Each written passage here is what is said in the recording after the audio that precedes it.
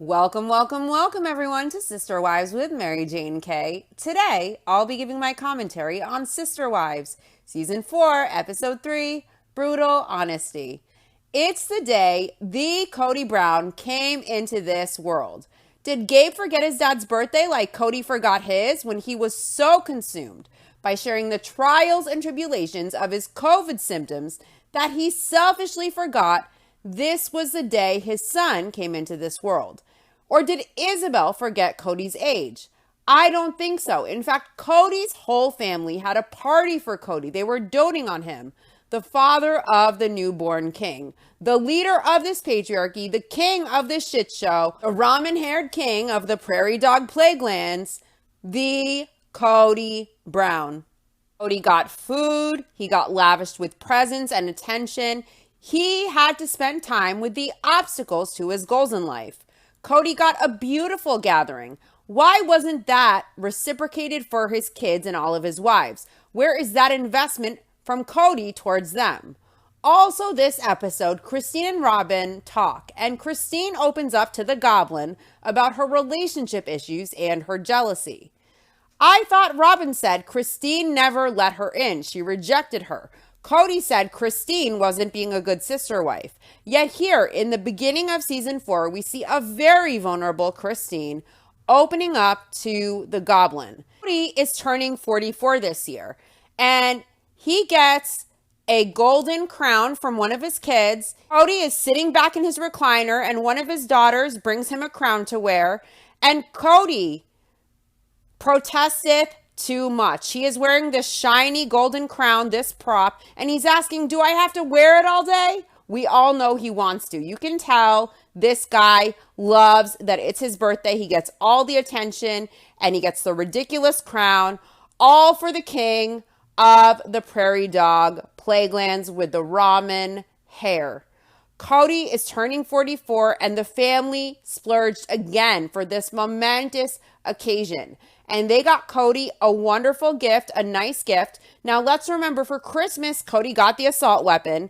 And I had never seen him so happy. And I probably will never see him that happy for the whole duration of the rest of the show, for however long it airs. So what will Cody get this year? Will the patriarch be pleased by his birthday gift?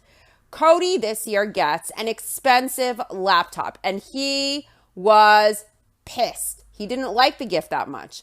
But at least he says he did not get a blender.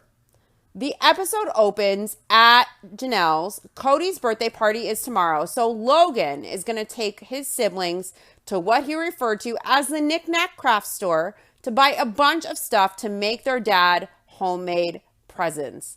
I have to say, homemade gifts are the best kind. The best gift I ever got was homemade. And that was way more impressive than anything money can buy. It is so sad to see the effort all of the kids and the wives go to make Cody feel special on his birthday, when Cody forgets theirs or he doesn't even know their ages. Cody should really feel ashamed of himself. Logan is leaving for college soon, so he is really being more involved with all of the kids and all of his siblings. The kids are so excited. They're running around. They're hyper. Logan has made their day by taking them to this craft store. And they enter the craft store with a lot of enthusiasm and energy. And Logan wonders what he has gotten himself into. Logan is going to be leaving for college after this last year, and he doesn't want to spend his entire life at home. I don't blame Logan. Logan has been parentified for so long. He's like a wise old man. And now he gets to be on his own without feeling like he has to take on responsibilities. And I think it will be the best time of his life. College, for most people, is the best time of your life, where you don't have any responsibilities. You get to just have fun and chill. It's awesome. Logan deserves a little freedom. Logan has the kids check the store out with the warning that they can't leave the building. And he directs a young Gabe to get a poster board and put things like, "I love you, Dad," with all of the things that describe his dad to him. And it's really sad to see the wonder and the enthusiasm in Gabe. He loves this man, his dad, so much. And when we juxtapose that against Gabe's tears in the confessional and the suffering he endured and the hurt in that young man's eyes when he explained how his dad forgot his birthday when he called Gabe just to bitch about COVID and play victim. Gabe expected naturally that it was a birthday call from his father, and instead it turned out to be a bitch fest for Cody to get sympathy, and it totally skipped Cody's mind that it was the day his son came into this world. And Gabe was rightfully devastated. So let's compare the way Cody treated Gabe to the excitement Gabe has during this episode to love his father and celebrate his father. It really is heartbreaking. Aurora wants her dad to have football stuff because her dad apparently loves football. Logan wonders when he leaves to go to college, what part of the family dynamic he is taking with him.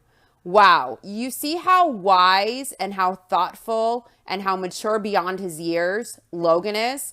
Logan wonders what part he filled in the family and in the dynamic that won't be there anymore with his absence when he goes away to college. Logan says it's kind of like when they brought Robyn into the family and it shifted the dynamic around a little bit. And Logan wonders if him leaving will do the same to his family.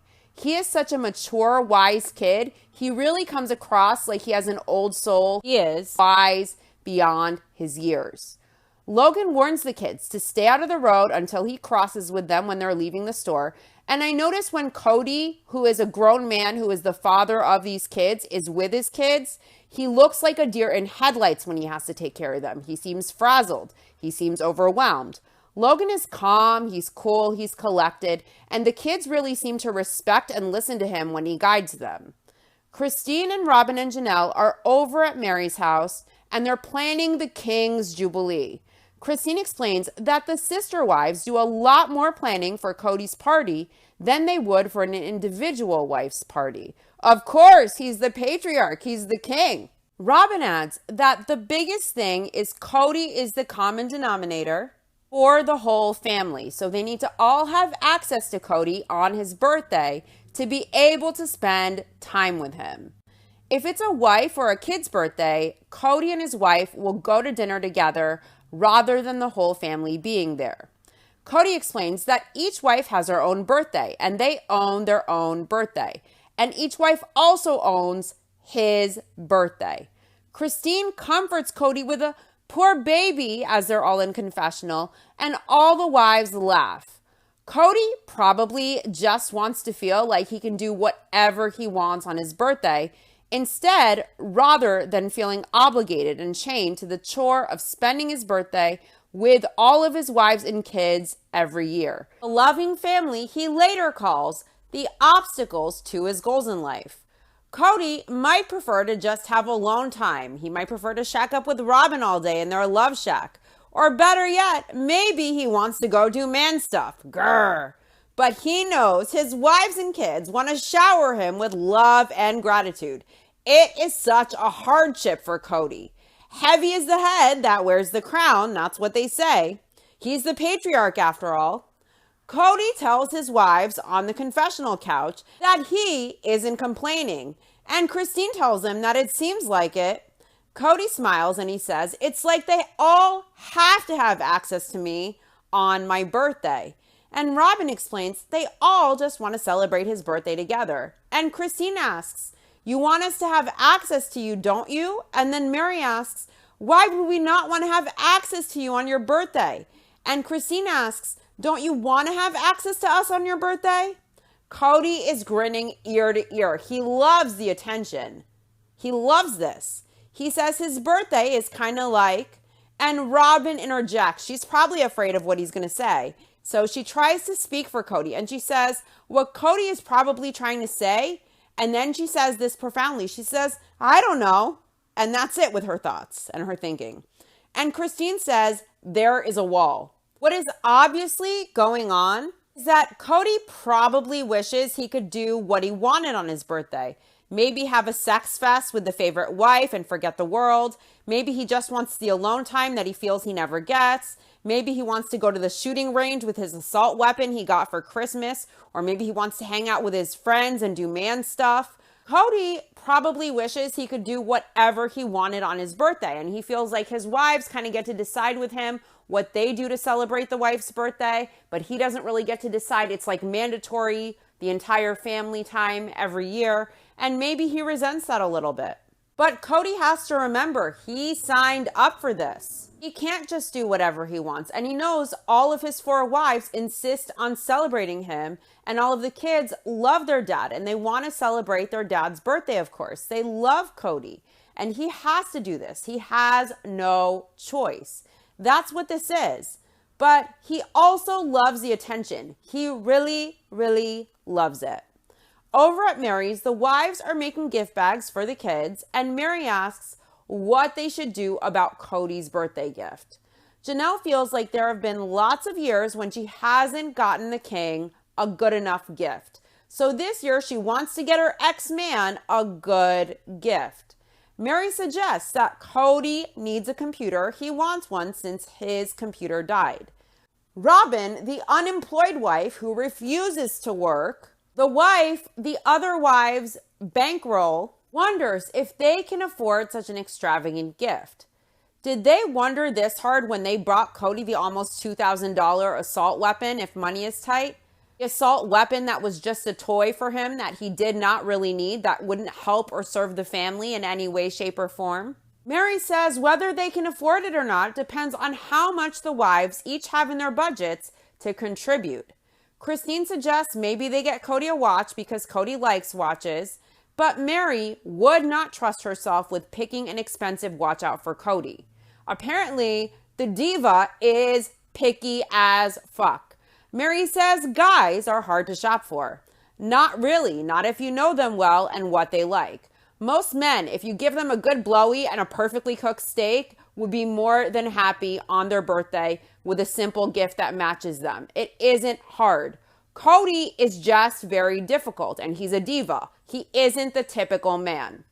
Mary explains that there isn't a usual standard way that they do Cody's birthday or the buying of the gifts for Cody.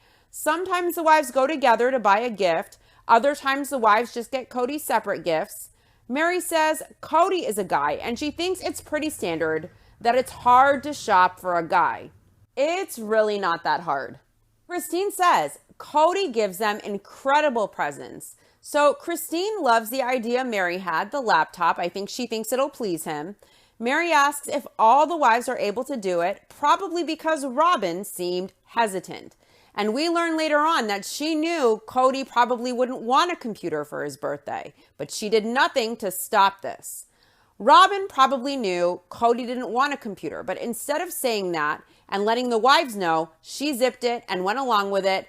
And then later on, when Cody was displeased with it, she said, "Oh, I kind of knew Cody, he didn't want a computer for his birthday." Everyone agrees to go in on this laptop, and as soon as the decision is made, Janelle wants to bounce. And I don't blame her. I wouldn't want to be there a second longer than I had to either.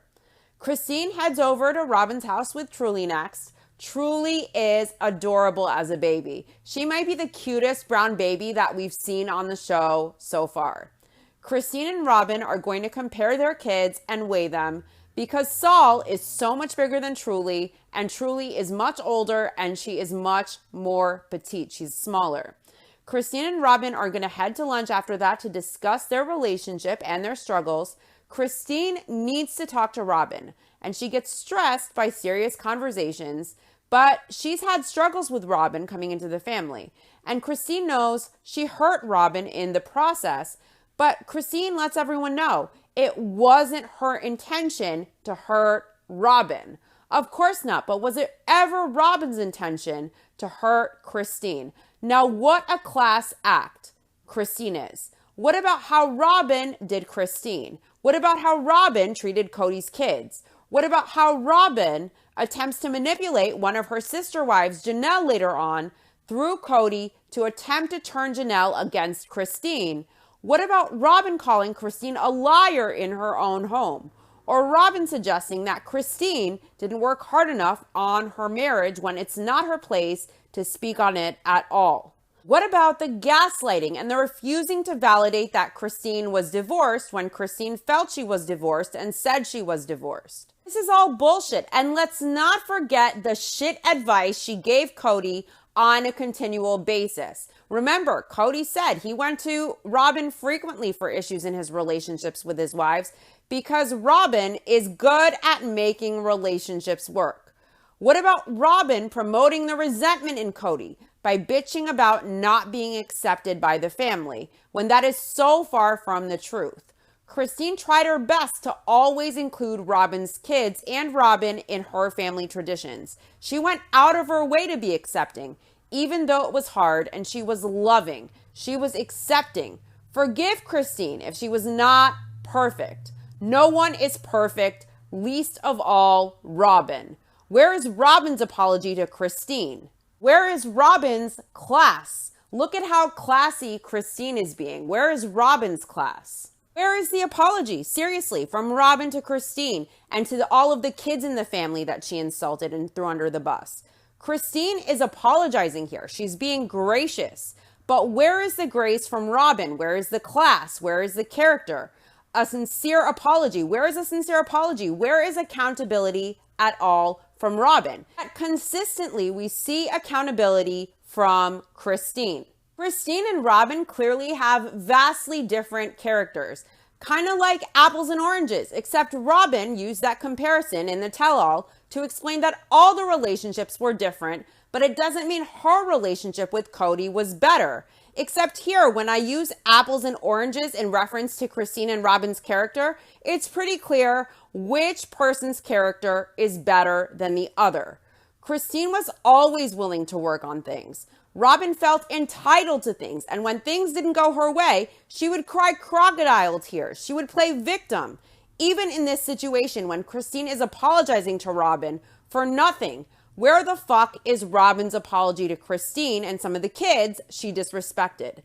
And the feelings Christine struggled with, she was encouraged to ignore those feelings. She was encouraged to shove them down by Cody and by Mary. Christine reacted reasonably. Her feelings were reasonable. They were based in the reality of the situation she was in. And ultimately, of course, Christine left. She knew she deserved way more for herself than Cody, and the kids deserved way more than Cody as well. And she knew Cody was not capable of more. Christine also knew her worth, and she left Kotex making clear that Robyn was the favorite wife, and she felt Robyn mattered more to Cody than she did. And she is now happily engaged to David.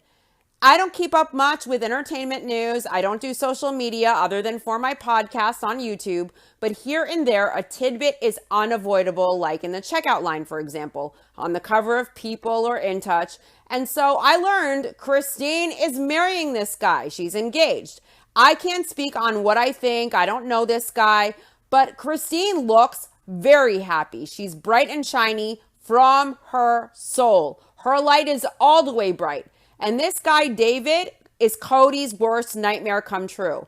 This guy, David, is trolling by feeding Christine nachos. And I love that because, as we all know, Cody was grossed out by Christine eating nachos when he was courting her in the beginning because he's an idiot. I love that Christine is happy. The jury's still out on David, but she looks very happy. And I know for a fact that I like this David's sense of humor, and I love that. I love seeing how happy she is. After seeing only a fraction of what Christine had to endure married to Cody, it just made me so happy to see Christine happy, because we have to remember what we see on the TV show is highly edited, it's produced, and we also are only getting like a fraction of these people's lives and only what they want to show us. So if that's what we saw on camera, imagine what Christine struggled with off camera and some of Cody's possible behaviors off camera and what that could be like.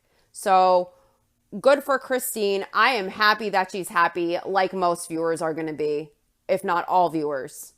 I don't know Christine, but as a woman, to see Christine go through what she did and then evolve and blossom into this very strong woman who knows her worth. She took control of her life and she found out what she wants and what she deserves after all she had to endure for decades. And that is beautiful. It's good energy. It's positive vibrations. And I know we all wish Christine the best. She deserves happiness. She deserves joy. And she deserves for her life to feel easy. Robyn is nervous about spending the day with Christine because some days she doesn't know where Christine is at. Robyn says Christine could be struggling, and it just breaks her heart that someone is struggling and she can't do anything about it. But they will see how the day goes, Robyn says. Truly weighs 19 pounds, and next, Robyn weighs herself. She's going to hold Saul, and then she's going to subtract her weight to determine the baby's weight. With Saul, Robyn weighs 173.8 pounds. Alone, she weighs 157. The math is super confusing for them, particularly for Robyn. I did this in my head before they ever figure it out on the show. It's basic math. It's not hard. Saul weighs 16.8 pounds. Robyn asks Christine what the answer is, and Christine doesn't know. She needs to write it down. And Robyn says her brain doesn't have any math skills right now. So my question is, it doesn't have math skills right now, but does her brain ever have those skills? Or is the math switch just shut off just for right now? Where is Janelle, the book smart wife with all the intellect when you need her? She's the numbers girl. Christine is literally counting on her fingers up from 57.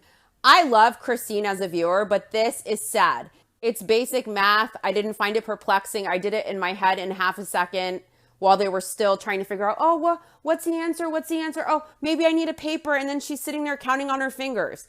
And then Christine has to restart counting on her fingers. Didn't she teach the homeschool for years for the kids? Robyn tries to help, and she says, well, after, a while, Saul weighs 16 plus pounds. And Christine gathers that there is a 3-pound difference between Truly and Saul. Truly is 20 months, and she had shoes and a jacket on, and Saul is only 3 months. Christine says soon Saul will outgrow Truly, and he will become her protector. Christine thinks it's nice that Truly and Saul are around the same age because if she has more kids or not, at least Truly and Saul will have each other. They're close in age. Christine is done having kids, but Robyn might have more, and as we know, she had Ari. And Robyn even suggests that Mary might have another child. You never know, Robyn says.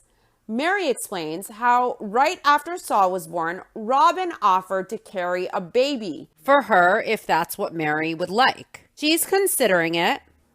Mary says it's an amazing offer, and she and Cody would like to have more kids other than just Leo. It was an amazing offer of love and friendship, Mary says. She will always be grateful for the offer.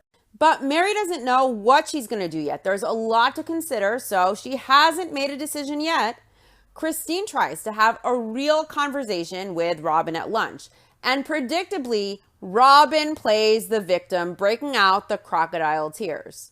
Robyn says she and Christine have a bond because they both have little kids, so they decided to hang out and chill together. They decided to go to lunch, and Robyn thinks it's always good to talk and touch base. She thinks in plural marriage, you can get to a place where you don't understand each other as sister wives, or maybe you aren't sure where the other person is at. Robyn says it's been 2.5 years since she and Cody met each other, and since she met the family and they got married.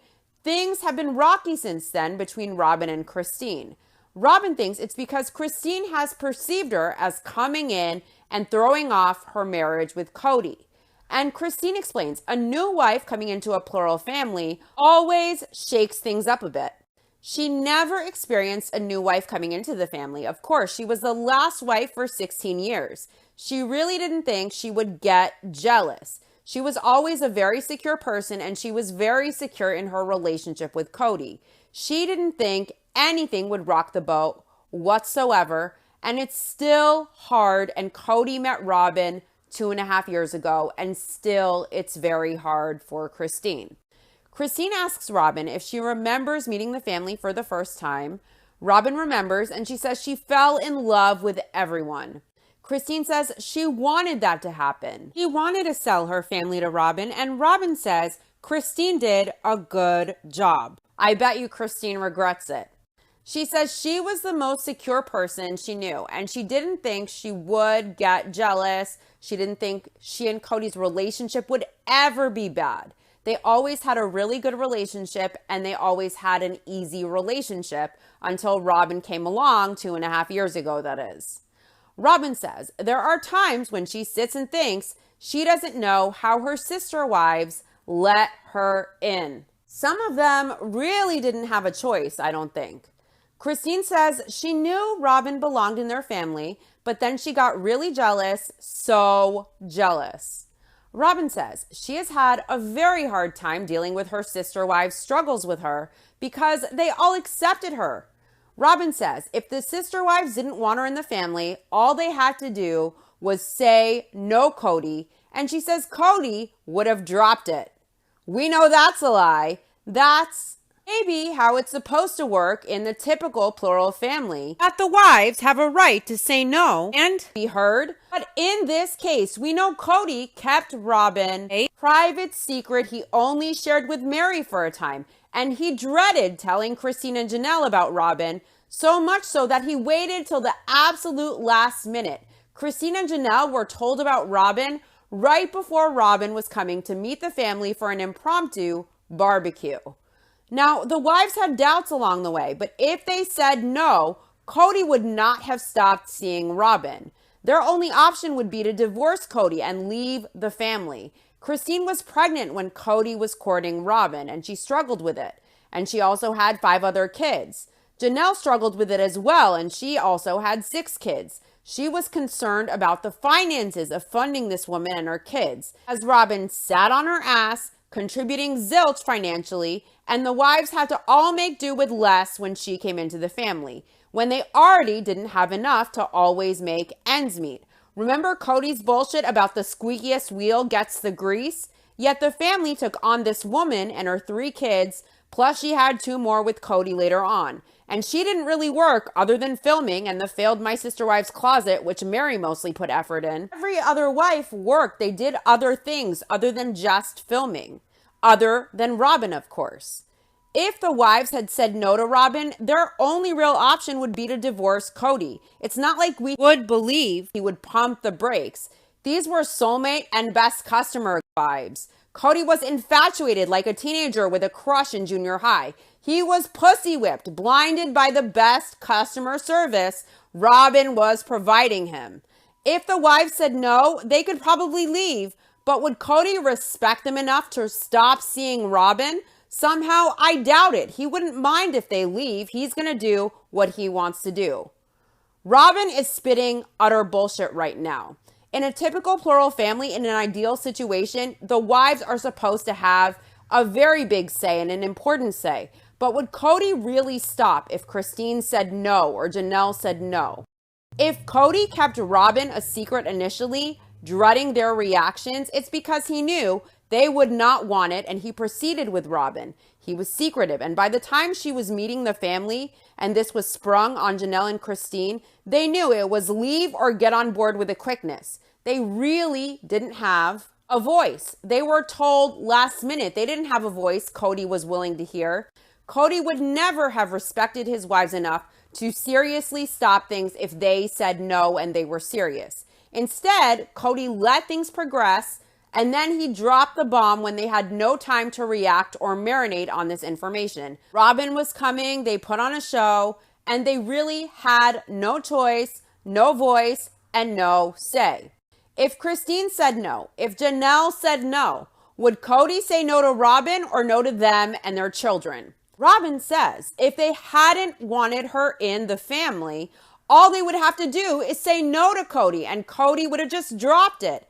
And so when they're struggling, even though they chose this and they agreed to it, it's very hard for Robyn to not take it personally and think that somehow it's her, that the wives just don't like her. So it's a very confusing thing for her. See how sweet and doe-eyed and cap in hand Robyn is? She's so confused. She is so sweet, guys. She is hurt. How could these women dare to not like her?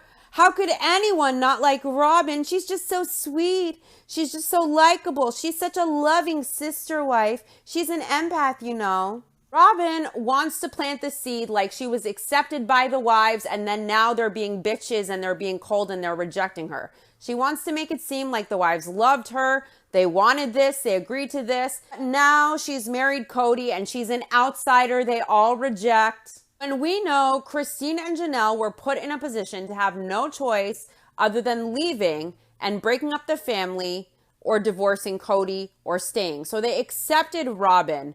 Christine included Robyn as much as possible in family stuff. She went out of her way to include Robyn's kids all the time. Mary bent all the way backwards like only some crazy yoga guru could do. Robyn shouldn't be insulted by their struggles. She should understand why it's hard, and she should stop playing victim. And instead of saying this hurts her and making it all about her, maybe, just maybe, she should try and understand their hurt.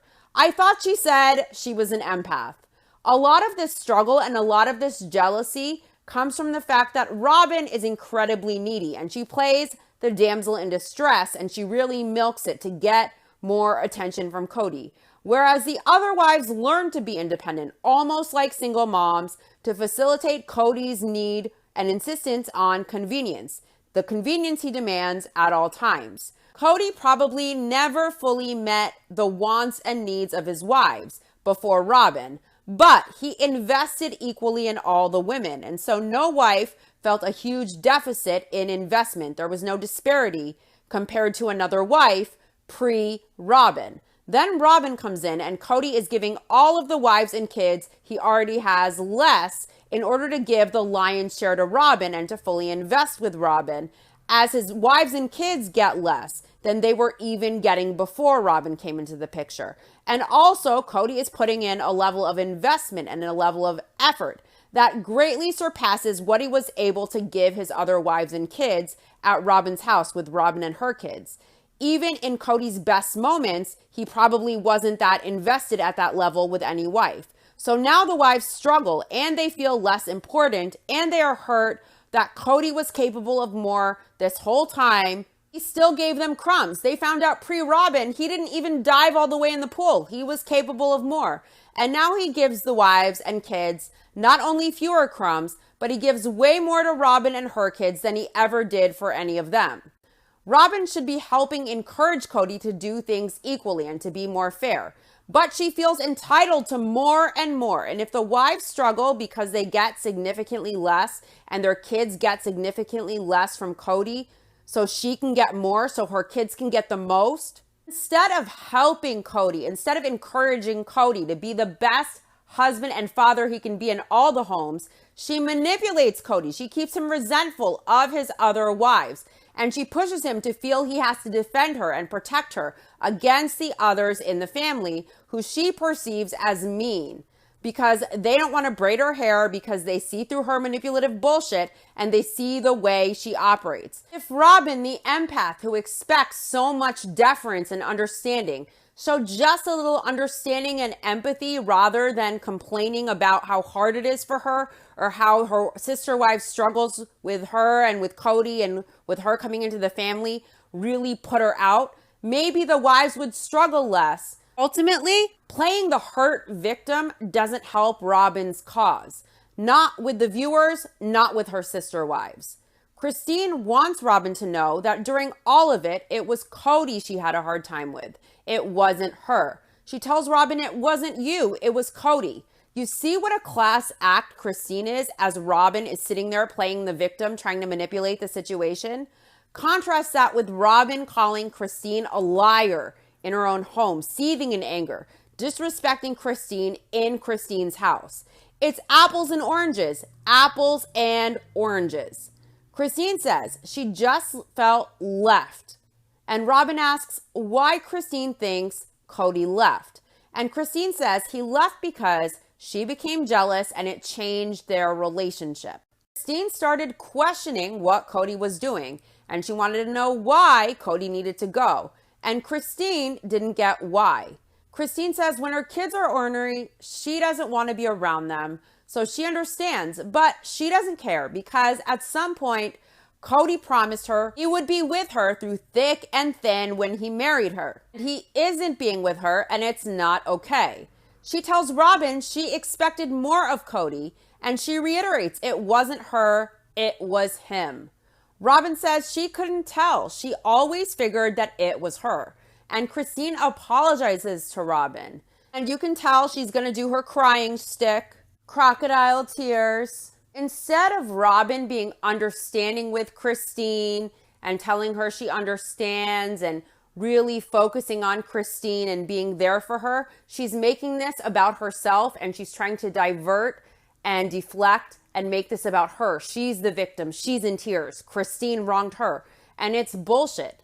She should be the one comforting Christine, being a person Christine can lean on. Instead, she is predictably making this about her because in Robyn's world, everything is about her, how she is affected. It's very selfish. It's Robyn, Robyn, Robyn. So Robyn starts with the predictable waterworks. And Christine asks, so you thought I didn't like you? And Robyn says, yeah. And Christine says, it's horrible. And of course, Robyn starts crying. And she tells Christine, she talked to her mom.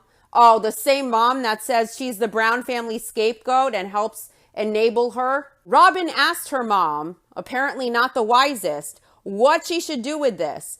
And her mom told Robyn, it's not personal, honey. Christine's struggle with her is not personal to her. It's just Robyn's position as the new wife. And she told Robyn she can't take what Christine does personally, and Robyn has to love Christine through it and show her love. I see Christine showing Robyn a lot of love and comfort and understanding, and Robyn trying to make this about her. Christine tells Robyn that it had to be hard, and Robyn says she didn't marry Cody just for Cody. She remembers in the beginning that she and Christine used to hang out a little bit and she was excited. So when Christine got to a place where she was having a hard time, it really made Robyn sad because Robyn wants a relationship with Christine. She really does. And Christine wants that too. Well, we know from the book, Becoming Sister Wives, that Robyn was really more concerned with her husband and the relationship with her husband and having a romantic love. Her main concern wasn't having sister wives. That's not what she was in this for.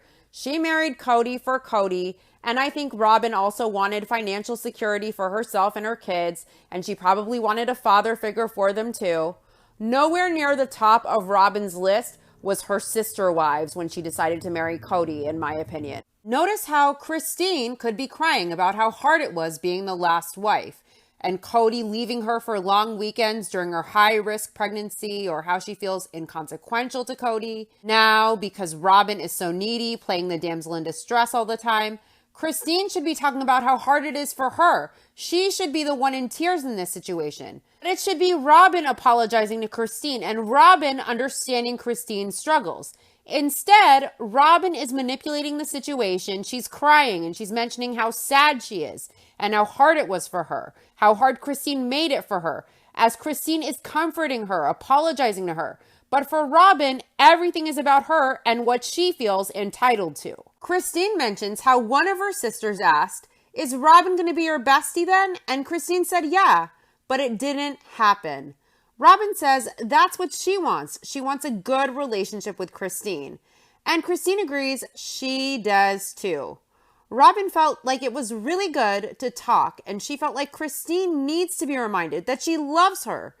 Robyn knows for a fact that Christine is trying to work through this, and it probably has nothing to do with anything she did or said or her existence.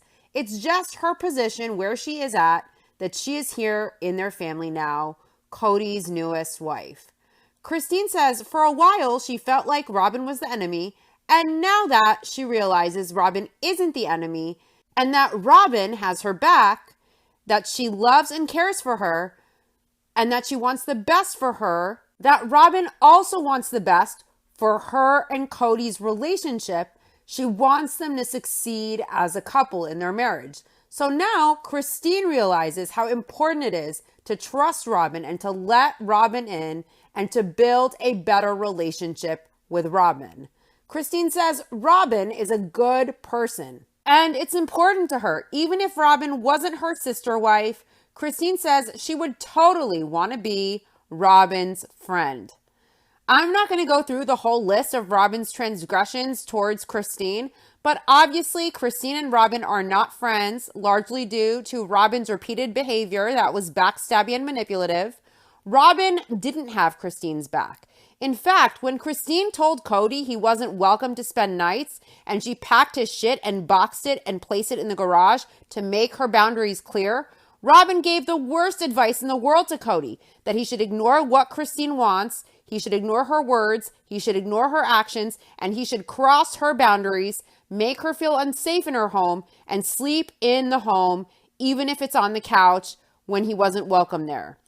Robyn also tried to have Cody manipulate Janelle into hating Christine after she left by having Cody tell Janelle her horror stories with Christine that were probably mostly, if not all the way, fabrications and lies, just to try and turn Janelle against Christine, who is like a sister to her, who helped raise her kids. Christine is like a mother to Janelle's kids.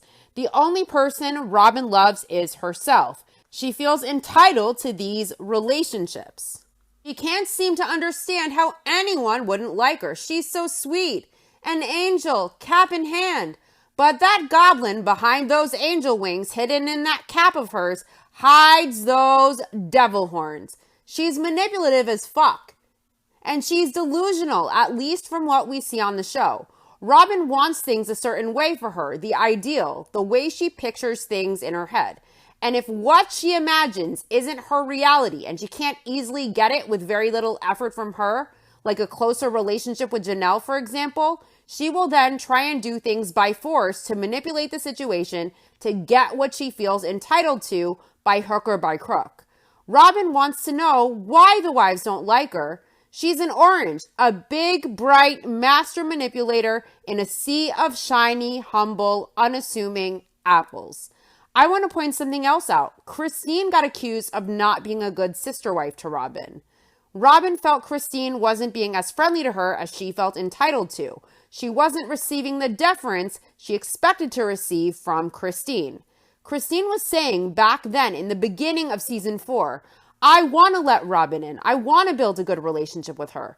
But Robyn didn't want to make any effort or put in any work, just like her husband Cody refused to try with Christine. Christine tried for years. Robyn did not try. She wasn't authentic. Christine was. And when, as if by magic, Robyn didn't get what she wanted from Christine, the level of attention she felt she deserved wasn't received from Christine. Fast forward to season 16 when Cody took sex off the table as a manipulative tactic until Christine learned to be a better sister wife to Robyn. Cody tried to manipulate Christine to get Robyn what she wanted, the relationship she wanted with Christine, without Robyn having to make any effort or invest at all. But for the record, we see Christine willing to try, willing to put in effort, willing to work at these relationships. Robyn is lazy. She wants to sit on her ass. She expects everything to come to her the way she imagines without doing any effort. But for the record, right here, right now, we see Christine trying actively, making a huge effort and willing to work hard on her relationship with Robyn. Robyn didn't want to work hard. So years later, then Cody comes in, using intimacy as leverage with Christine to try and get Robyn what she wants by force, by manipulation, out of Christine. It's gross. Robyn never wanted to do the work. She just tried to get Cody to manipulate the women to behave as she wanted with her without it being real, without it being authentic, without Robyn trying the way Christine is trying here and the way she continued to try. Christine was a good sister wife. But how good of a sister wife was Robyn? Not only to Christine, but to Janelle and Mary too. You know, the UNLV professor did say one of the factors that determines whether a plural family will succeed or not is if the sister wives are friends and if they're willing to put their sister wives' best interests ahead of their own. If each sister wife wants the best for her sister wives, if she is willing to sacrifice for them, then things will work out.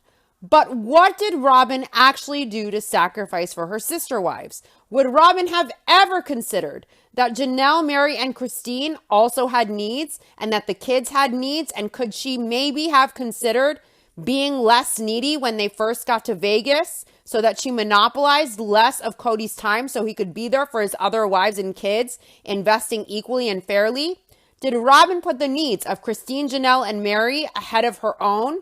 Could Robyn have sacrificed some of that extra time with Cody for her sister wives and their kids to feel more stable and secure? Remember, for example, the example of when Mary wanted to go back to school and Robyn was pissed because it was in her interest to have more kids. And Mary going to school and putting less time into my sister wife's closet would delay what Robyn wanted for herself, even though it was in Mary's best interest to achieve her dreams and find fulfillment at that time.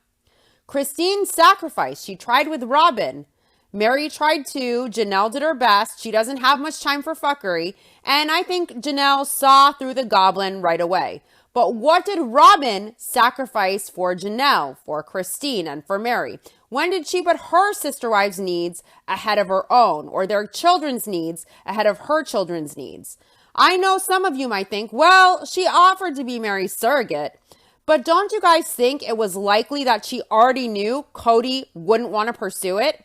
It was just words, talk, cheap talk.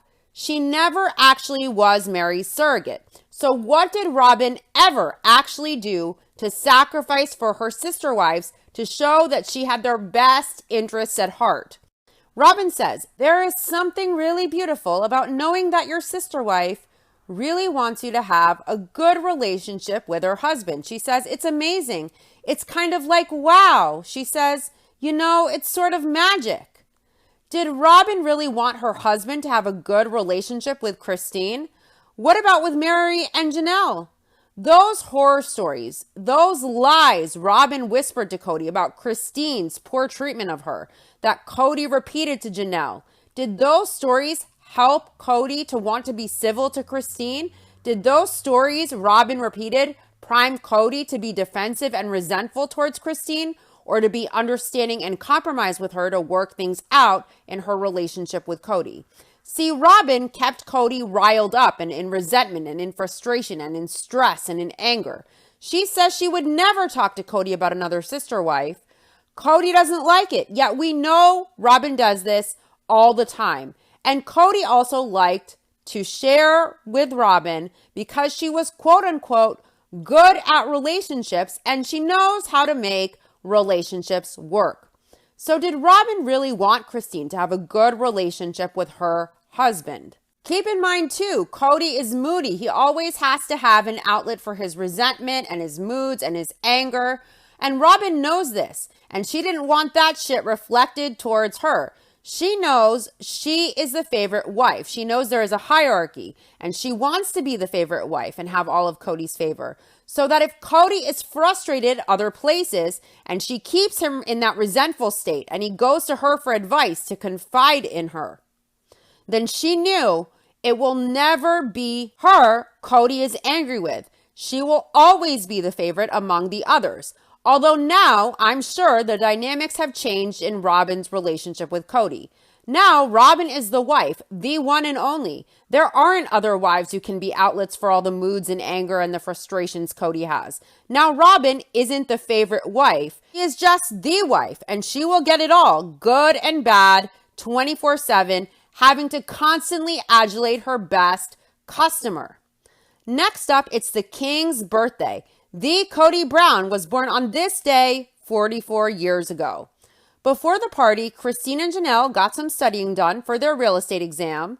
Janelle says when they first got to Vegas, she didn't expect to pursue real estate, but they thought it's a great fit and the family had a vision of several of them doing real estate together. Christine reveals that Cody wanted to do real estate until he saw the book, and he told Christine he has never been one to study because it's a huge book. It shows, believe me, it shows that Cody has never been one to study. Let's not forget when Cody went to his little high school reunion, he told his friends that there were so many opportunities in Vegas, he would be getting his real estate license in a month, if not sooner. And then he never did, and they pursued the gym, and that fell through. And they bought My Sister Wife's Closet. And now Janelle and Christine are studying for the real estate exam. The big book, though, intimidates Cody. Has this man ever taken an AP exam or an SAT or an LSAT? Has he seen those books? I kind of think the logic puzzles and the reasoning for the LSAT would go way, way over his head. Remember when Cody was helping Mona do an open house and he had to put a sign on the street corner and he said he wanted to be a real estate guru? He's an entrepreneur.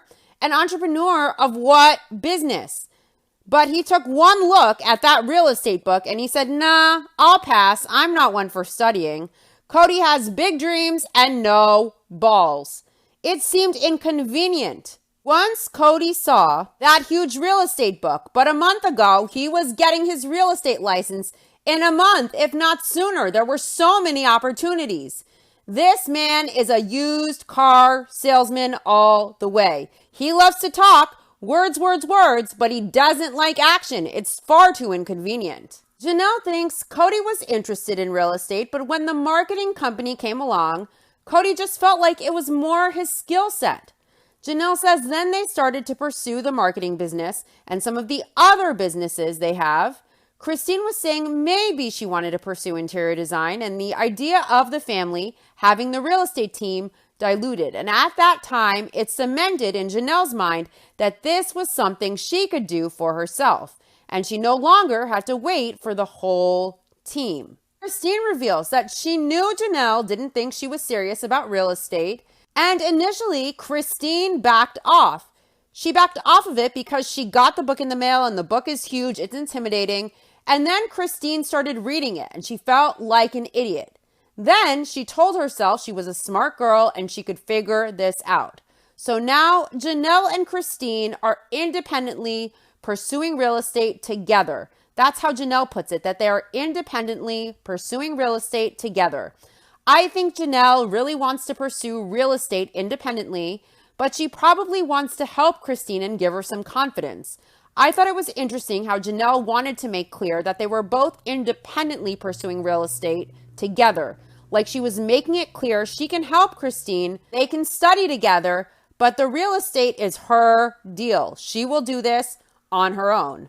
And I think Janelle shines best when she does things independently on her own. That's when she's most comfortable. That's when she's most secure because Janelle believes in herself and she knows what she is capable of. She knows what her boundaries are and she feels more secure independently. And I totally get that.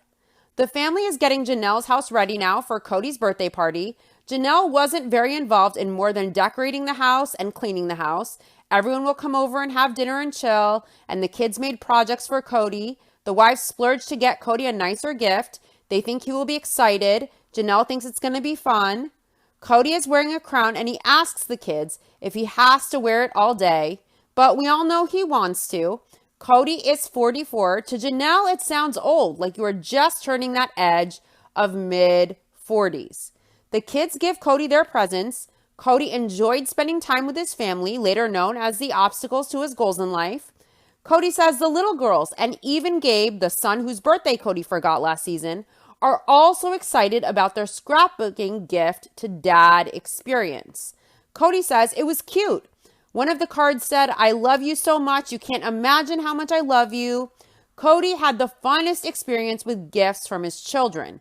These gifts, these precious handmade memories. Maybe Cody should take them out of the box in the attic in the Goblin's Lair, and maybe he should look through them and remember the love and gratitude his kids gave him, and maybe Cody should humble himself and reciprocate, and maybe he could try to give some of the level of investment he gives to Robyn's kids to the rest of the kids in his family, to the rest of his kids.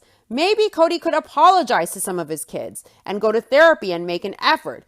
Maybe he does next season, but somehow I doubt it. And even if it happens, I'll always wonder if it's just for the cameras really at this point. Cody explains that all of his kids have a creative streak. And Cody says, you get this piece of paper they drew a special picture on. And he says, it's so sweet. Savannah is adorable. She gives Cody money in her card. Cody thinks Savannah has a generous disposition. So she brought all the money in her piggy bank, $4 or $5 in change in dollar bills, and she gave it to Cody. Logan gives Cody a wrapped gift. It's the gift from the wives, and Cody wonders if maybe it's a chess or a checker set. Chess is fun, but you've got to think and calculate and strategize and adapt. If I were Cody, I'd stick to checkers. It's more convenient. I mean, thinking is hard. The wives let Cody know that's their gift to him. It's not Logan's. Cody unwraps the gift. One kid shouts, it's a book. Cody says it's a tool. It's a computer. It's an Apple laptop. Remember when Cody got Janelle a tablet and it was probably a generic tablet because Cody just referred to it as an electronic tablet? He didn't call it an iPad. Cody's wives, though, threw down for an Apple, not the generic. And there is nothing wrong with a generic brand laptop or tablet. At the end of the day, they cost maybe 10 or 20 bucks, if that, to make them in China. And then we pay hundreds to thousands for these items. But Janelle got an off-brand tablet. The wives got Cody a top-of-the-line Apple, though. Cody doesn't look pleased at all. He says cool unenthusiastically. He isn't smiling. He's very flat. He looks displeased. Cody really seems like the kind of person who wants to pick his own laptop. He's probably a huge diva about it. Christine says it's not the reaction they hoped for. They were hoping he would be really, really, really excited.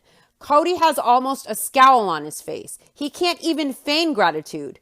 But Logan is willing to take the laptop if Cody doesn't want it. Mary asks Cody if he is very excited. If you have to ask, the answer is no. Now, in the thumbnail, compare the scowl on Cody's face when opening up the laptop to Cody's reaction to getting the assault weapon on Christmas. And it's obvious he is not happy at all with this gift. The way Cody's reacting to the laptop in the thumbnail is like he received a lump of coal or something. Cody tells Mary he is so excited and he has a sarcastic tone. He's very cynical. And Mary asks Cody if he has been wanting a laptop. Christine tells Cody he didn't look very happy when he opened the present though. And Cody explains that it's because he immediately went to, how did they buy this? How can we afford it? And then he thought, now I have to go to work because a laptop is all about a job. Cody is laughing now and he says, you know, he wanted a fun gift. And he's smiling, but it's the annoyed kind of smile that he gets. Mary asks Cody if them getting him the laptop is the equivalent of him getting them a vacuum for their birthday. Cody says no, it's not that bad. Mary asks Cody, it's better than that, right?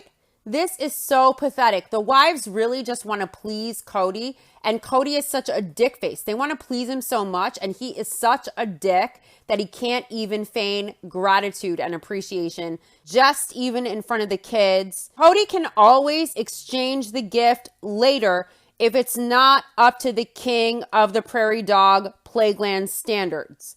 Cody responds to Mary that the laptop is better than them getting a blender or a vacuum from him as a gift.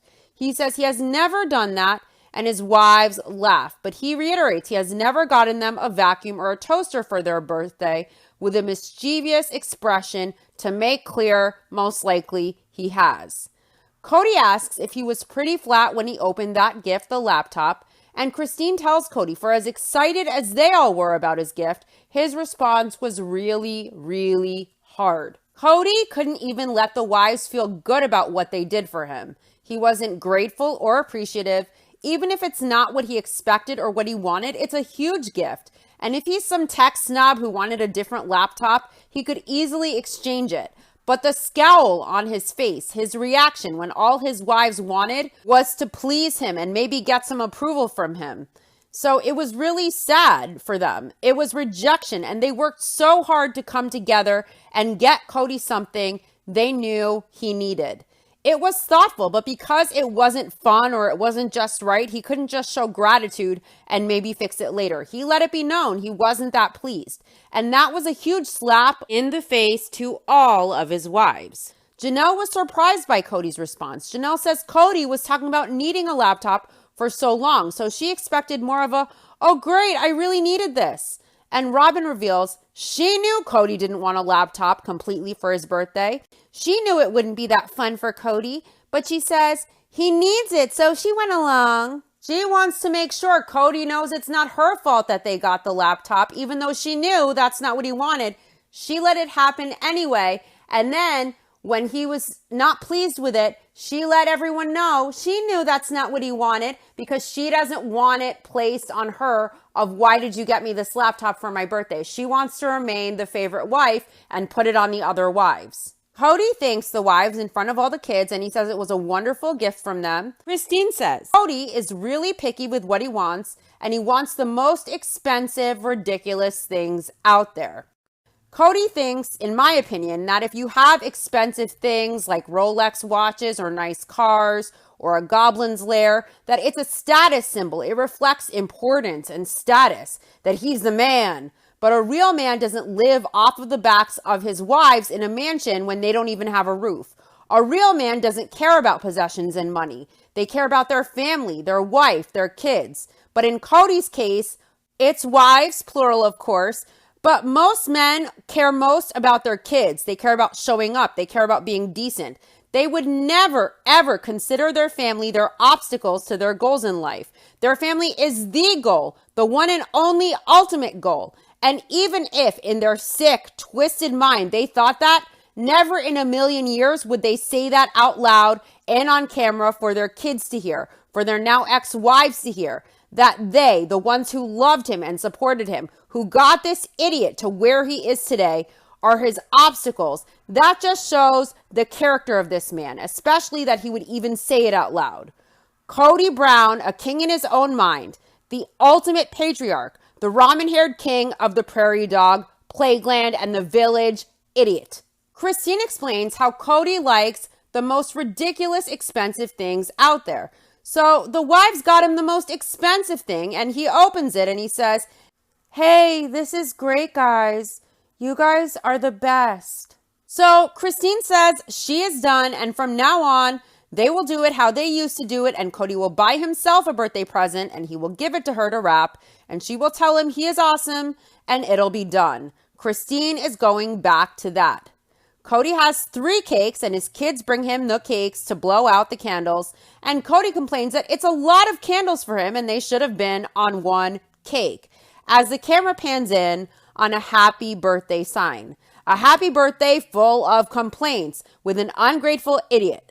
I am so glad his ex-wives are free of Cody. And I hope the best customer and his soulmate will live happily ever after, man and goblin. I wonder if he likes all of Robyn's birthday presents. I wonder if she lets him complain about the gifts and the candles and this and that. And if he does get inconvenient with Robyn, how inconvenient she will end up making his life. That does it for this episode. I'll be back next week with the next episode of My Sister Wives Rewatch, Season 4, Episode 4. You asked, Browns answered. The Browns answer viewer-submitted questions, and I think it's going to be interesting to see how everyone answers these questions with the hindsight we have now. To my YouTube viewers, don't forget to like and subscribe, and let me know your thoughts in the comments section if you like. To my podcast listeners, don't forget to follow this podcast wherever you listen and give it all the stars. Thanks for listening. I'll see you soon. Bye.